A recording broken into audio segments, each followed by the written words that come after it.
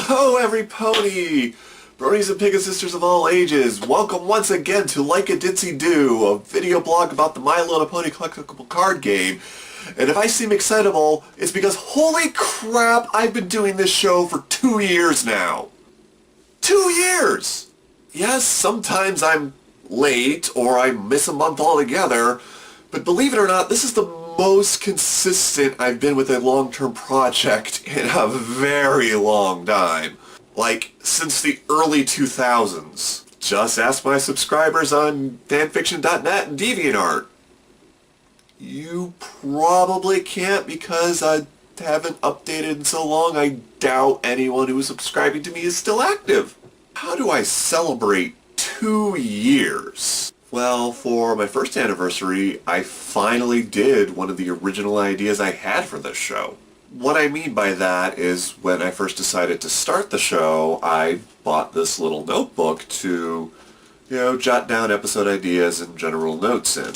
One of the first things I wrote was a list of episode ideas I had. And I've only covered about 3 or 4. I mean, I don't know how well you saw what I had crossed out. And that's just because over the course of actually making the show, I started to generate ideas on my own, and I just sort of forgot about those for the most part. One of those topics, as you may have guessed, was teamwork. There has been one more topic that I've been itching to talk about pretty much since the beginning. Once upon a time, when my friendly local gaming store still carried this game, I was there to buy some packs of, I think it was Canterlot Knights, to give you a frame of reference how long ago this was. And I'm having a short but nice conversation with the employee who rang up my purchase. During this conversation, he had mentioned that he had heard rumors that Enterplay was going to make a Legend of Zelda collectible card game using the exact same rule set as the My Little Pony game.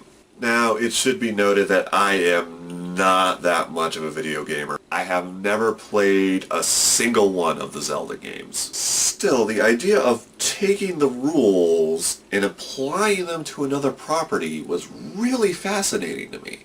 So much so, there was literally a day where that was all I could think about. I ended up thinking about it so much that before I realized it, I had enough material for an episode. Flash forward 2 years and here we are. My first thought for a spin-off game was Transformers Rescue Bots because it's a similar animation style and it's geared toward a similar audience with morals and whatnot. The intended audience is slightly younger than My Little Pony, but as a lifelong Transformers fan, I can tell you without any sarcasm or irony that it is without a doubt one of my favorite incarnations of the franchise.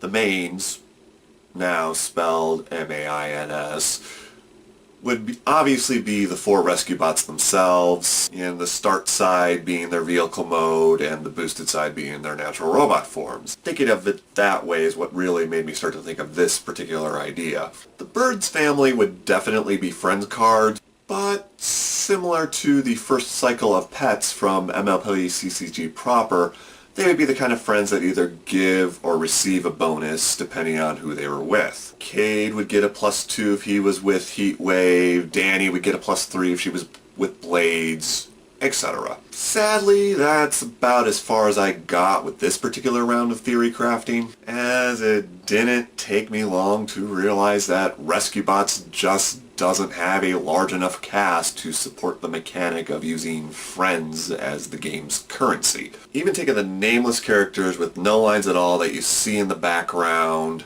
there's still only a fraction of what MLP has to offer. You could maybe get one set, but even then I feel like you'd be pushing it. Quick aside, do you know what I find really interesting? Hasbro, the owners of both Transformers and My Little Pony, also owns a little company called Wizards of the Coast, and they make these things called Dungeons and Dragons and Magic the Gathering. Yet, to the best of my knowledge, Transformers, one of Hasbro's biggest, most well-known properties, has never had an official CCG or role-playing game. I also kind of find it slightly odd that the MLP CCG is essentially outsourced to a different company. Not that I'm complaining at all, mind you. I like to think I've made it pretty clear. I think Enterplay has made something really special with this game. I can't even imagine I could love an in-house version of an MLP CCG more than I love what we got. Now, moving back on topic, I had a few other ideas I mulled around a little bit, but this episode idea really took off when I thought about taking one of my gaming obsessions and combining it with the other. I think the MLP CCG game engine is a damn near perfect fit for a Pathfinder collectible card game. Now, I realize that statement might sound confusing to some. Turn a game into another game, how would that even work? But that's not exactly what I'm talking about here. When I say I want to use the MLP CCG to make a Pathfinder card game, I specifically mean the Pathfinder franchise. Paizo, the company that makes Pathfinder, has created a rich, vibrant, and diverse campaign setting to play their game in. And if I didn't leave it at that, I could go on for hours long before I even got to discussing the true subject. Suffice to say, there are hundreds of characters between adventures, novels, and then just the various pieces of generic art throughout all of Paizo's Pathfinder lines that coming up with friends wouldn't be a problem. But I think I'm getting a little bit ahead of myself there. First, mains. Still spelled M-A-I-N-S. This is by far the easiest part of this translation. Just use the iconic characters. Valeros and Sione and the rest of the gang. At the time of this recording, there's already more than 30 of those guys. And again, that's not counting all the major figures or popular characters from the universe as a whole. Slightly trickier is how to do colors, but I think I came up with a system that works. The MLP CCG has 6 colors, and Pathfinder the game runs primarily off 6 abilities, so we can just use those. Not only does this happen to work out in terms of numbers, but it's a great way to get the same character in multiple colors. For example, Sela, the iconic paladin. She is literally a shining knight that charges into melee with vampires and demons. But she's also often portrayed as an inspiring leader and calming presence. She could have one main in whatever color would represent strength, and another color in whatever one we would use to represent charisma. Most of the iconics would probably only come in one color as mains. You could easily make some friends out of them to represent the times they try something that's not their usual MO. Like how Valeros is supposedly smarter than he looks. And that's part of why I think this idea works. None of the mechanics would really have to change. I probably would come up with new terminology for most of the card types though. I think allies would be a good substitution for friends, and problems should definitely be called quests. I'm not sure what you would change troublemakers to, but events and resources could still be events and resources. And speaking of troublemakers, we have 6 200 plus page books that we can draw them from. Heck, that could even lead to a sort of gameception, as a lot of the troublemakers from the MLP CCG are classic fantasy monsters like the Manticore, the Chimera, and the Cockatrice. As some of you may have guessed, one of the things that got me most excited about this idea was coming up with how to handle traits. Well, similarly to the game we're translating, a character's first trait would be their race. Human, elf, dwarf, gnome, and so on. This is one you'd really have to be careful with, as there are a lot of playable races in Pathfinder, and that's just assuming you don't make mains or allies out of monster characters. Then you could have things like demons, or even unicorns, ironically enough. Another thing I would consider for traits is the character's class. Fighter, monk, etc. Again though, there's over 30 classes in Pathfinder, so that could get out of hoof really quick. Speaking of classes though, that would be a great place to start for keywords and other mechanics. Going back to our Sela example, her associated keyword would have to be smite. And it would definitely be some sort of bonus used during combat face-offs. And that is just the very tip of the proverbial iceberg. And no, I'm not even going into alignments in this video. So yeah, not only do I think this translation would be incredibly easy to make, it would be super easy to change the flavor just enough to make something that felt unique. Unfortunately, aside from the thoughts I shared in this video, this isn't a project I'm likely to pursue, at least not any further than I already have. Not only do I just have way too many things I'm working on already, but the MLP CCG engine is just complicated enough that I don't feel comfortable designing for it. Even a lot of that design would just be copy-paste. Besides, when it comes to translating Pathfinder into a card game, I am already working on Pathfinder Overpower. It's very much a side project, one I only really work on while I'm traveling, so I have a project to work on while I'm traveling. But I really do hope that eventually I will have enough that I can get some of the cards custom printed and maybe even build a deck or two. Someday. What about you fine folks? Do you have anything to add to this discussion? What other properties do you think would be a good fit for the MLP CCG mechanics?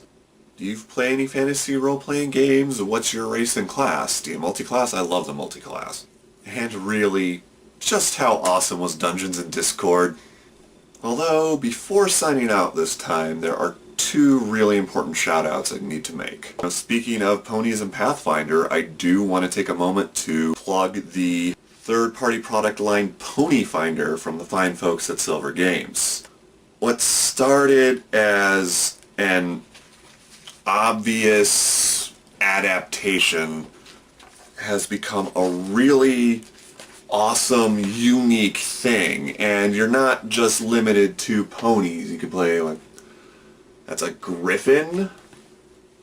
Goats. You can play goats. And you can play cats with wings and wolves that are on fire, and there are two kinds of clockwork ponies in here. It is its own unique thing, and it is just wonderful, and the folks at Silver Games have made adventures, all sorts of other racial supplements. It is a full-blown campaign setting unto itself. And much like this topic, I've been wanting to plug this for a while, so I would also be remiss if I didn't mention two very important people before closing out today's show. To Ryan Costello and Jefferson Jay Thacker, also known as Param, the hosts of the No Direction, the Pathfinder News, Reviews, and Interviews podcast, I want to offer my most sincere thanks. Not only for the hours upon hours of entertainment and insight and all the trouble you go through to get conventions covered and break big news to us, but also for the support they offered this show, as minor as it may have seemed. When I finished episode 0 all those years ago, I shared it to the No Direction Facebook page, thanking Ryan and Param for the inspiration. Not only did they actually watch it, they offered advice and insurance and offered to help. Param even sent me a friend request on Facebook. Not that that led to Rainbow Dash levels of oh my goshing or anything. Now, I'm not saying my show would have fallen apart without their support or anything overly dramatic like that, but it was still an incredibly kind gesture, and at the time it meant the entire world to me. So, thank you, gentlemen. I still listen to every episode.